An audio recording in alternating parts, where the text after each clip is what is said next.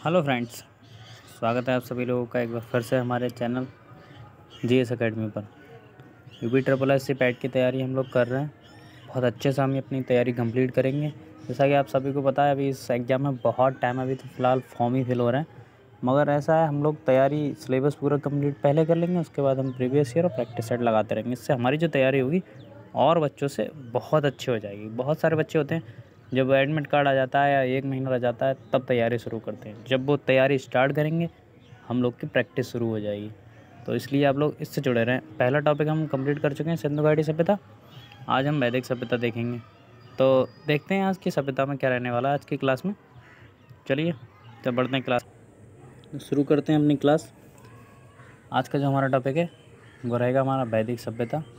तो क्या थी वैदिक सभ्यता, चलिए जानते हैं इसके बारे में। वैदिक सभ्यता भारत की प्राचीन सभ्यता है। इसमें क्या हुआ था, इसमें सबसे इम्पोर्टेंट जो कार्य हुआ था वो वेदों की रचना हुई थी। इसमें हमारे जो 4 वेद हैं उन चारों वेदों की रचना हुई थी। और वैदिक शब्द वेद से बना है, जिसका अर्थ होता है ज्ञान। वैदिक संस्कृति के निर्माता कौन थे? आर्य। अब ये आर्य कौन थे? आर्य जो थे, इनका जो मूल निवास था आल्पस पर्वत के पूर्वी क्षेत्र के आसपास इन्हें बताया जाता है कि वर्तमान में जो अपना यूरेशिया वाला एरिया है उसमें बताया जाता है। मगर आर्यों के अगर स्थान की बात की जाए तो इसमें बहुत सारे जो इतिहासकार हैं उनमें अलग अलग मतभेद बताया जाता है। तो इसका कुछ फिक्स कह नहीं सकते, मगर फिर भी जो मैक्स मूलर हैं उनको प्राथमिकता दी जाती है। सर्वप्रथम जो मैक्स मूलर थे उन्होंने 1853 में आर्य शब्द का प्रयोग भी किया था और उन्होंने कहा था कि श्रेष्ठ जाति को ही आर्य कहते हैं। आर्य मतलब आर्य का शाब्दिक अर्थ जो होता है श्रेष्ठ होता है। तो इसलिए इन्हीं का ही कथन मान लिया जाता है कि जो आर्य थे वो मध्य एशिया से भारत आए थे। अब जो हमारी वैदिक संस्कृति है वो 2 भागों में बटी हुई है। सबसे पहली ऋग्वैदिक। अब देखिए इसकी भी अलग अलग गेट हैं, ऋग्वैदिक काल और उत्तर वैदिक काल। ये 2 भागों में तो डिवाइड है, ये तो सही है, फिक्स है। मगर कुछ लोग 1500 से 1000 मानते हैं, कुछ लोग कुछ और मानते हैं। तो इसकी कोई डेट जो है वो फिक्स नहीं है। इस वजह से इसमें बहुत सारा मतभेद रहता है। मगर आप जो इसमें लिखी हुई है आप यही मान के चलेंगे। जो हमारा ऋग्वैदिक काल है वो 1500 से 1000 ईसा पूर्व रहा था और उत्तर वैदिक काल जो है वो 1000 से 600 ईसा पूर्व रहा था। सबसे पहले हम बात करेंगे ऋग्वैदिक काल की। ऋग्वैदिक काल क्या था? देखिए, सिंधु सभ्यता के विपरीत वैदिक सभ्यता मूलतः ग्रामीण थी। अब आपको ऐसा नहीं है कि सिंधु सभ्यता आपने कल पढ़ ली तो आप उसे बिल्कुल भूल जाएं। आपको रिलेट करते चलना है, क्योंकि ये सारी चीज़ें आपस में जुड़ी हुई होती हैं। अब देखिए इसमें आपको पता चलेगा सिंधु सभ्यता मतलब सिंधु सभ्यता के विपरीत थी, ये ग्रामीण थी। तो सिंधु सभ्यता कैसी होगी? सिंधु सभ्यता नगरीय सभ्यता थी। आर्यों का प्रारंभिक जीवन पशुचारण पर आधारित था। कृषि इनका मुख्य कार्य था, मतलब कृषि और पशुपालन इनका प्रमुख कार्य था। और भारत में आर्यों की जो जानकारी अगर हमें मिलती है वो कहाँ से मिलती है? ऋग्वेद से मिलती है। ऋग्वेद में आर्य शब्द का पता है कितनी बार उल्लेख हुआ है? 36 बार इनका उल्लेख किया गया है। तो इसकी जानकारी हमें ऋग्वेद से मिलती है। आर्यों के मूल निवास जो मैंने अभी आपको बताया था, इनके अलग अलग जो हैं वो उनका अलग अलग है। हमारे बाल गंगाधर तिलक जी कहते हैं उत्तरी ध्रुव से आए, दयानंद सरस्वती जी कहते हैं तिब्बत से आए। मगर जो प्राथमिकता दी गई है, ये जो सर्वाधिक मान्य है वो मैक्स मूलर को माना जाता है, मध्य एशिया। ठीक है, तो मध्य एशिया आप लोग इसे याद रखेंगे। देखिए वही नीचे ये लोग कह रहे हैं, अधिकांश विद्वान प्रोफेसर मैक्स मूलर के विचारों से सहमत हैं कि जो आर्य थे वो मध्य एशिया के निवासी थे। तो आप लोग भी मध्य एशिया ही लगाएंगे अगर आपके पेपर में आ रहा है, यही आता है ऑप्शन में। भौगोलिक विस्तार की बात करते हैं। आर्यों की आरंभिक इतिहास की जानकारी का प्रमुख स्रोत ऋग्वेद है, जैसा कि मैंने पहले भी बता दिया था आपको। ऋग्वेद से प्राप्त जानकारी के अनुसार आर्यों का विस्तार अफगानिस्तान, पंजाब तथा पश्चिमी उत्तर प्रदेश तक था। सतलज से यमुना तक का क्षेत्र ब्रह्मपुत्र कहलाता था। ठीक है, आगे देखते हैं। गंगा व यमुना के दोआब क्षेत्र पर, उसके सीमावर्ती क्षेत्रों पर भी आर्यों ने कब्जा कर लिया था, जैसे ब्रह्मारसी देश कहा गया। एक मतलब उन्होंने पूरा देश का ही नाम दे दिया। कालांतर में संपूर्ण उत्तर भारत में आर्यों ने विस्तार कर लिया, जिसे आर्यवर्त कहा जाता था। ठीक है, ऋग्वेद काल की सबसे महत्वपूर्ण नदी कौन सी थी? सरस्वती। ठीक है, और अगर ये पूछा जाए आपसे कि ऋग्वैदिक काल में सर्वाधिक बार कौन सी नदी का उल्लेख किया गया था, तो आप सिंधु कहेंगे, ठीक है। उसमें पवित्र नदी सरस्वती थी और सर्वाधिक बार किसी नदी का अगर जिक्र हुआ है तो सिंधु। कितनी बार हुआ था? 30 बार, ठीक है, याद रखेंगे।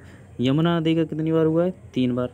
गंगा नदी का 1 बार, ठीक है, याद रखेंगे ये बात। और भारत की निम्नलिखित, अगर भारत की सप्त ऋषियों की अगर बात, सप्त सिंधु की बात कर लें तो सप्त सिंधु में 7 नदियाँ भारत की आती हैं। कौन कौन सी थी? Number 1 Ganga, number 2 Yamuna, number 3 Sindhu, Saraswati, Godavari, Narmada और कावेरी। ये भारत की सप्त सिंधु में आ जाती थी, याद रखेंगे इसे आप। अब कुछ नदियां हैं जो आधुनिक काल में इनका कुछ और नाम है और प्राचीन काल में उस समय जब ऋग्वैदिक काल चल रहा था तो उनका कुछ और नाम था। तो ये भी जानना ज़रूरी है, कभी कभी पूछ लेते हैं कि कौन सी नदी, इसका पुराना प्राचीन नाम क्या है, तो आपको पता होना चाहिए। देखिए, सबसे पहले बात करते हैं रावी नदी की, जिसके किनारे आपका हड़प्पा है, इसको कहते थे परुसणी। सतलज को सतुद्री, चेनाब को अशिकनी, ब्यास को विपासा, गोमती को गोमल, गंडक को सदानीरा, झेलम को बित्सता, काबुल को कुंभा। इसके बाद अगर और नदियों की बात करें तो सरस्वती जो नदी थी हमारी प्राचीन, उसको आज के टाइम में घग्गर कहने लगे हैं, ठीक है। ये इसमें नहीं लिखा है, मैं आपको अलग से बता रहा हूँ। और एक हमारी है चेनाब नदी, वो तो बता दी, अस्किनी। और काबुल, जो आज की काबुल है, पाकिस्तान में बहती है, उसका प्राचीन नाम जो था वो कुंभा था, ठीक है। तो ये याद रखेंगे आप। राजनीतिक स्थिति की बात करें, ऋग्वैदिक काल में राज्य का मूल आधार परिवार था। परिवार का मुखिया कुलप अथवा गृहपति कहलाता था। कुलों के आधार पर ग्राम का निर्माण होता था, जिसका प्रमुख ग्रामीण होता था। अनेक जो ग्राम मिल जाते थे वो क्या बनाते थे? बिस, ठीक है। और जो बिस का प्रधान होगा वो क्या कहलाएगा? बिस्पति। सीधा सीधा कॉन्सेप्ट है। इसके आगे देखते हैं। अब ये सीक्वेंस में आपसे लगाने को पूछ लेता है, कई बार ऐसा होता है। राज्य अधिकारियों में पुरोहित एवं सेनानी प्रमुख थे। देखिए, सबसे छोटी इकाई जो थी कुल होती, उसके बाद ग्राम आता था, फिर बिस, फिर जन, फिर राष्ट्र, ठीक है, याद रखेंगे आप लोग ये बात। ऋग्वैदिक काल में अनेक जनतांत्रिक संस्थाओं का विकास हुआ था, जिसमें सभा, समिति तथा विदत प्रमुख हैं। अब ऋग्वैदिक काल हम पढ़ रहे हैं और हमें अगर ऋग्वेद के बारे में जानकारी ना हो तो क्या ही मतलब बनता है हमारा ऋग्वैदिक काल या वैदिक काल पढ़ने का। तो सबसे पहले हम देखते हैं ऋग्वेद क्या है। वो ये जो बीच बचा है पीडीएफ वो मैं आपको करा दूंगा। ऋग्वेद क्या है? देखिए, जो ऋग्वेद है हमारा, इससे एक ऋग्वेद एक संहिता है, ठीक है। इसमें क्या है?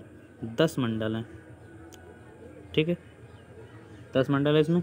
और इसमें सूक्त भी होते हैं। सूक्त कितने हैं? तो 1028 इसके सूक्त होते हैं, ठीक है। और इसमें पाठ की अगर बात करें तो पाठ इसमें 3 होते हैं। अगर पाठ की बात करें तो हमारा जो पहला पाठ होगा, पहला पाठ कहलाता है हमारा साकल, ठीक है। ये वैसे आपके पैट के लिए इतना इम्पोर्टेंट है नहीं, फिर भी मैं बता दे रहा हूँ। दूसरा हमारा कहलाता है बाल खेल्ले, ठीक है, अगर कोई दिक्कत आ रही है तो आप सुन लें, बाल खेल्ले। तीसरा जो होता है उसे कहते हैं बास्कल, ठीक है, बास्कल हमारा तीसरा होता है। और इसके अगर हम उसकी बात करें कि इसके मंडल में प्रमुख क्या हैं, तो जो प्रमुख मंडल आपको मेन मंडल ऋग्वेद के याद रखने हैं। सबसे पहले तो आपको तीसरा याद रखना है। तीसरा क्यों याद रखना है? क्योंकि इसकी रचना जो थी वो विश्वामित्र ने करी थी, ठीक है, विश्वामित्र आप याद रखेंगे। और इसमें गायत्री मंत्र का उल्लेख है, ठीक है। गायत्री मंत्र कौन से मंडल से लिया गया है? तो तृतीय से, ठीक है। और इसके बाद अगर कोई इम्पोर्टेंट है तो वो नौवा है। नौवे की रचना जो की थी हमारे पौवान अंगिरा ने की थी। और इसमें जो है सोम का वर्णन किया गया है, ठीक है। तो ये आप याद रखेंगे ऋग्वेद के। ऋग्वेद में सर्वाधिक जिसका उल्लेख किया गया है तो पिता का, पिता शब्द का सबसे ज़्यादा उल्लेख किया गया है 335 बार, ठीक है। अब इधर देखते हैं, हम आगे बढ़ते हैं अपनी पीडीएफ की तरफ। जितनी भी अदर जानकारी होगी जो इसमें नहीं है मैं वैसे बताता रहूँगा। तो बस जुड़े रहना क्लास से। ऋग्वैदिक काल में अनेक, ये मैंने बोल दिया, ऋग्वैदिक काल में महिलाएं भी राजनीति में भाग लेती थी, ठीक है। सभा और समिति राजाओं को सलाह देने वाली संस्था थी। सभा श्रेष्ठ एवं संभ्रांत लोगों की संस्था थी। अब ऋग्वैदिक काल में आर्यों की संस्कृति ग्रामीण एवं कलिबाई थी। हैं देखिए, गाय जो थी इस समय गाय को बोला जाता था अघन्या, मतलब ना मारे जाने योग्य, ना मारे जाने योग्य। अगर कोई इसे मार भी देता था तो उसके लिए मृत्यु दंड का प्रावधान था। ठीक है। अब एक इसमें यज्ञ का जिक्र आता है, दशराग यज्ञ। दशराग युद्ध जो होता था, इस युद्ध का उल्लेख ऋग्वेद के 7वें मंडल में। देखिए, ये भी आपको याद रखना है। ये जो इम्पोर्टेंट चीज़ है वो आपको याद रखनी है। ये कहाँ लड़ा गया था? ये परुष्णी, जो अभी आज के टाइम में रावी नदी है, इसके तट पर सुद्रास एवं 10 जनों के बीच लड़ा गया था, जिसमें सुदास विजयी हुआ था। ठीक है। सामाजिक स्थिति की बात करते हैं। ऋग्वैदिक समाज कैसा था? पितृसत्तात्मक। इससे पहले हमने देखा था सिंधु सभ्यता, वो कैसा था हमारा? मातृसत्तात्मक। समाज की सबसे छोटी इकाई परिवार या कुल थी, ये मैंने आपको बता दिया था। संयुक्त परिवार की प्रथा प्रचलित थी। ऋग्वैदिक काल में वर्ण व्यवस्था के साक्ष्य दिखाई पड़ते हैं। अच्छा, मैंने ऋग्वैदिक तो आपको बता दिया, ऋग्वेद पूरा। मैंने ये तो बताया ही नहीं ऋग्वेद की रचना किसने की थी। तो ऋग्वेद का जो पुराना नाम था वो था जय संहिता, और ऋग्वेद की जो रचना की थी वो वेद व्यास जी ने की थी। ठीक है, इस बात का आप लोग ध्यान रखेंगे। उस टाइम मुझे याद नहीं रहा तो अब बता दे रहे हैं। इसके अलावा और जो वेद थे, और जो दूसरा वेद था वो था हमारा सामवेद। ठीक है, किससे संबंधित था? संगीत से। ठीक है। सामवेद के बाद जो तीसरा वेद था हमारा वो यजुर्वेद था। ठीक, याद रखेंगे आप। और यजुर्वेद के बाद जो आता है हमारा वो अर्थवेद आता है। ठीक, ये आप चारों वेद याद रखेंगे, वो अभी आगे आएंगे उसमें बता देंगे। ऋग्वेद काल में दास प्रथा का प्रचलन भी था। इस काल में ये स्त्रियां जो थीं अपने पति के साथ एक ही कार्यों में भाग भी लेती थीं। ठीक है। धार्मिक स्थिति क्या थी? ऋग्वैदिक लोग जिस सार्वभौमिक सत्ता में विश्वास रखते थे वह एकेश्वरवाद था। ऋग्वेद अनेक देवताओं का अस्तित्व मानता था। इससे स्पष्ट होता है कि वे एक सार्वभौमिक सत्ता में विश्वास रखते थे। अब इसके जो अन्य महत्वपूर्ण तथ्य हैं वो देखते हैं। भारतीय साहित्य में वेद सर्वाधिक प्राचीन है। ये 4 हैं जो मैंने अभी आपको बताए थे: ऋग्वेद, सामवेद, यजुर्वेद और अथर्ववेद। ठीक है। ऋग्वेद, यजुर्वेद और सामवेद को वेद त्रयी कहा जाता है। ये क्वेश्चन आपसे पूछ लिया जाता है। सबसे पहले जो रचना हुई थी वो ऋग्वेद की हुई थी, फिर ये सामवेद, यजुर्वेद और अथर्ववेद, ये इसके बाद में उत्तर वैदिक काल में इनकी रचना हुई थी। ये बात आप याद रखेंगे। ऋग्वेद में 10 मंडल, 1028 सूक्त हैं और 10,552 ऋचाएँ हैं। ठीक है, याद रखेंगे। ऋग्वेद के 2 से 7 तक के मंडल प्राचीन माने जाते हैं। तृतीय मंडल में गायत्री मंत्र है, सूर्य देवता को समर्पित है। ये मैंने आपको ऊपर बता दिया था। ऋग्वेद का 9वां मंडल सोम को समर्पित है। तो ये सारी चीज़ मैंने आपको ऊपर बता दी। ठीक है, अब हम देखते हैं आगे। ऋग्वेद में महामृत्युंजय मंत्र भी है। ठीक है, ये भी आप याद रखेंगे। पूसन ऋग्वैदिक काल में के पशुओं के देवता थे। अगर पूछ ले पशुओं के देवता कौन थे ऋग्वैदिक काल में, तो आप बोलेंगे पूसन। जो उत्तर वैदिक काल में शूद्रों के देवता हो गए। ऋग्वेद में सबसे महत्वपूर्ण देवता कौन थे? इंद्र, इन्हीं को पुरंदर भी कहा जाता था। दूसरे महत्वपूर्ण देवता अग्नि थे। इस काल में देवताओं की आहुतियाँ दी जाती हैं, देवताओं को आहुतियाँ दी जाती। तीसरे प्रमुख देवता वरुण, जिन्हें मतलब जल के देवता थे जो, उन्हें बोला जाता है। वरुण को ग्रतस्व गोपा भी कहा गया है। ठीक है, आगे देखते हैं। अभी जो यहाँ पे बचा वो हम देख लेते हैं, क्योंकि हमारा ये कंप्लीट ही होने वाला है। कहाँ से बचा था हमारा? यजुर्वेद में स्त्रोत एवं कर्मकांड वर्णित है। यह वेद गद्य एवं पद्य दोनों में, ये इंपॉर्टेंट है आपके लिए। ठीक है, क्वेश्चन आएगा कौन सा वेद जो है गद्य और पद्य दोनों भाषाओं में लिखा गया है। ठीक है, तो यजुर्वेद लगाएंगे आप। सामवेद, इसमें मंत्रों और उसमें संगीत से संबंधित है, याद रखेंगे। अथर्ववेद सामान्य पुरुषों के विचारों, विश्वासों, अंधविश्वासों का विवरण करता है। ठीक है, तो इतना ही था आपका ऋग्वैदिक।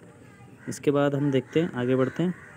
इससे बाहर क्वेश्चन नहीं आता है, 1-2 क्वेश्चन आएगा, 5 क्वेश्चन आपके पूरे हिस्ट्री से आएंगे, तो इतना इनफ है।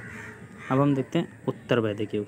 उत्तर वैदिक काल में क्या था? इसका जो टाइम पीरियड था हमारा वो 1000 से 600 BC था। ईसा पूर्व, BC बोलते हैं इसी को। तो यह देखते हैं, यह युग आर्य संस्कृति के प्रसाद और विकास, अभिवृद्धि और उत्कर्ष का विभिन्नीकरण युग था। उत्तर वैदिक काल के अध्ययन के लिए सबसे महत्वपूर्ण स्रोत यजुर्वेद, सामवेद, अथर्ववेद, ब्राह्मण ग्रंथ, उपनिषद और आरण्यक हैं। इस काल की सभ्यता का केंद्र पंजाब से बढ़कर कुरुक्षेत्र तक आ गया, मतलब विस्तार होता गया।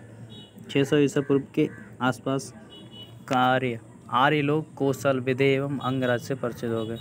भारतीय इतिहास में सामवेद, यजुर्वेद, अथर्ववेद तथा ब्राह्मण आरण्यकों एवं उपनिषदों की रचना हुई। ये मैंने आपको ऊपर बताया था।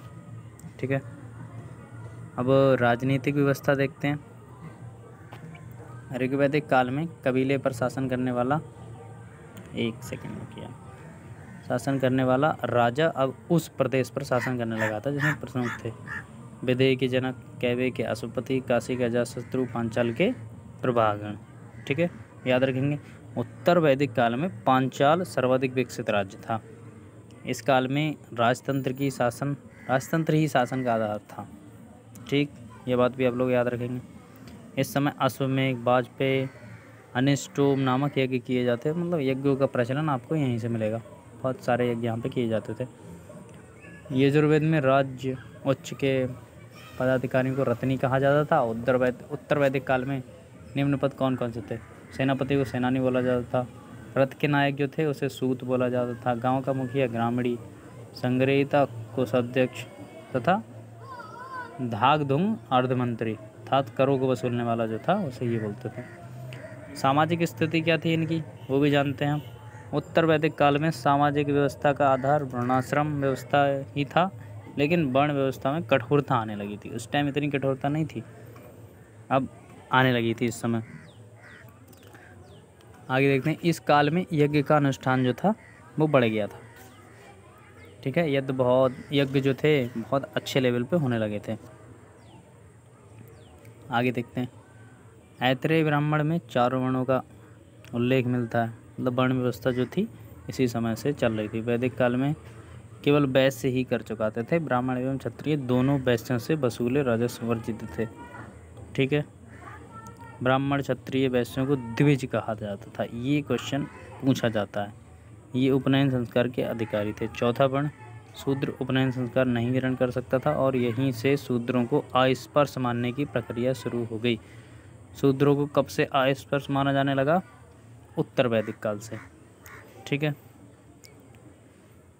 इसमें 4 वर्णों का सर्वप्रथम जबालोपनिषद से चारों वर्ण ब्रह्मचर्य, गृहस्थ, वानप्रस्थ, संन्यास का विवरण मिलता है। आगे देखिए, इसमें जो सबसे इम्पोर्टेंट बात क्या है, इस काल में लोहे के प्रयोग से कृषि क्षेत्र में क्रांति आ गई थी। मतलब लोहे की खोज जो हुई थी, आपको याद रखना है कब हुई थी? उत्तर वैदिक काल में 1000 से 600 ईसा पूर्व। धार्मिक स्थिति क्या थी? ऋग्वैदिक काल के 2 प्रमुख देवता थे, इंद्र और अग्नि। अब इंद्र और अग्नि का पहले जैसा महत्व नहीं रहा था। इनके स्थान पर उत्तर वैदिक काल में प्रजापति जो देवकुल में सृष्टि के निर्माता थे उनका स्थान बढ़ गया था। ठीक है, शतपथ ब्राह्मण में पुनर्जन्म के सिद्धांत का उल्लेख मिलता है। इस काल में 2 महाकाव्य थे। महाभारत, जैसा मैंने आपको बताया था, इसका पुराना नाम जय संहिता था और दूसरा था रामायण। ठीक है, आगे देखते हैं।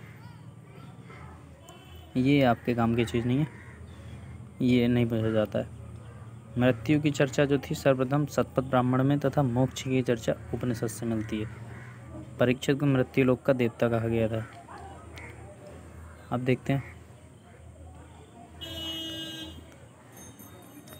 उपनिषदों की संख्या आपको याद रखनी है। उपनिषद हमारे कितने हैं? 108। इसमें 12 प्रमाणिक हैं। ठीक है, शतपथ ब्राह्मण में पत्नी को अर्धांगिनी कहा गया था, अभी भी बोला जाता है।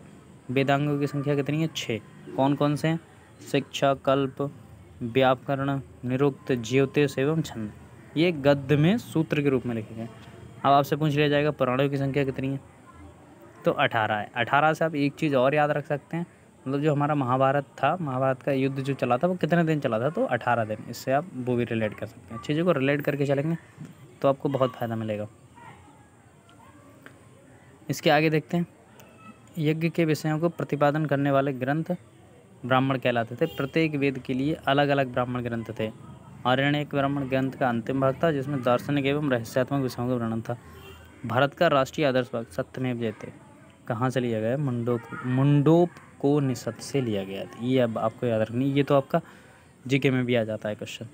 ठीक है, यम नचिकेता और उनके बीच 3 वर प्राप्त करने की कहानी कठोपनिषद में है। ये नहीं आता है। पुनर्जन्म का सिद्धांत सर्वप्रथम सतपथ ब्राह्मण से मिलता है। ठीक है, इतना आप याद। ओ मतलब हमारा कंप्लीट हो गया। ठीक है, तो आज हम अपनी क्लास यहीं तक रखते हैं। हमने आज वैदिक सभ्यता पूरी कंप्लीट कर ली है, मतलब इतनी भी डीप में नहीं गए हैं हम, फिर भी पैट के हिसाब से हमने बहुत अच्छी कंप्लीट कर ली है। और अगर इसमें कुछ बच भी रहा है तो वो मैं आपको बाद में करा दूंगा क्वेश्चन की फॉर्म में। क्वेश्चन भी हम करेंगे, आप ऐसा ना सोचें कि क्वेश्चन नहीं कराएंगे। क्वेश्चन सारे ऐसे कराएंगे, क्वेश्चन एक क्वेश्चन करेंगे, उसके 4 ऑप्शन होंगे, 4 के चारों ऑप्शन हम डिस्कस कर लेंगे, तो फिर उसमें कोई समस्या आपको नहीं होगी। अच्छा, थोड़ी सी जो चीज़ बची वो मैं आपके साथ डिस्कस करना चाहूँगा। अभी क्या बचा था जो हमने पढ़ा था, मतलब ब्रह्मचर्य, गृहस्थ और वानप्रस्थ। तो ब्रह्मचर्य की जो हमारी एज थी वो 0 से 25 वर्ष थी। ठीक है, उसके बाद आ जाता था गृहस्थ आश्रम, मतलब शादी वादी होती थी यहाँ पे, तो ये 25 से 50 साल होती थी। ठीक है, इसके बाद आया था वानप्रस्थ। ठीक है, शादी कर ली, अपनी मतलब परिवार को आगे बढ़ाया। उसके बाद 50 से लेके 75 तक ये लोग ईश्वर का ध्यान करते थे मोक्ष की प्राप्ति के लिए। ठीक है, उसके बाद सन्यास आ जाता था। ठीक है, सन्यास में क्या होता था, कितनी एज होती थी, 75 से लेके और 100 वर्ष तक, मतलब मोक्ष हेतु ये तपस्या करते थे, कठोर तपस्या। तो ये 4 स्टेज थी जो उस टाइम मैंने डिस्कस नहीं करी, अभी याद आ गई तो मैंने कहा ये आपको डिस्कस करना। फिलहाल इससे आगे आपको कुछ नहीं पूछा जाएगा। अगर पूछा भी जाएगा तो उस समय कितने संस्कार चलते थे तो ये हमें सबको पता है, 16 संस्कार चलते थे। जो लास्ट था वो अंत्येष्टि होता था और प्रथम गर्भाधान से स्टार्ट होता था। ठीक है, तो इतना इनफ है पैट के लिए। अगर आप इसे अच्छे से करके ले जाते हैं, 2-3 बार अगर वीडियो ये देख लेते हैं, तो आप ऋग्वैदिक काल, उत्तर वैदिक काल, सिंधु सभ्यता जो पहले कराई है वो तीनों अभी कर लें, तो इससे तो क्वेश्चन आप नहीं छोड़ेंगे। बाकी अगर कुछ भी छूट रहा है तो क्वेश्चन के फॉर्म में हो जाएगा। ठीक है, एक क्वेश्चन देखेंगे, उसके 4 के 4 ऑप्शन हम डिस्कस कर लेंगे, कोई समस्या होने वाली नहीं है। बस आप जुड़े रहिए हमारे चैनल से, आपको ऐसा ही कंटेंट मिलता रहेगा। और बिल्कुल डीप में जा रहा हूँ मैं, और इसका कोई भी चार्ज नहीं, बिल्कुल फ्री ऑफ कॉस्ट रहेगी यूट्यूब पे हमेशा।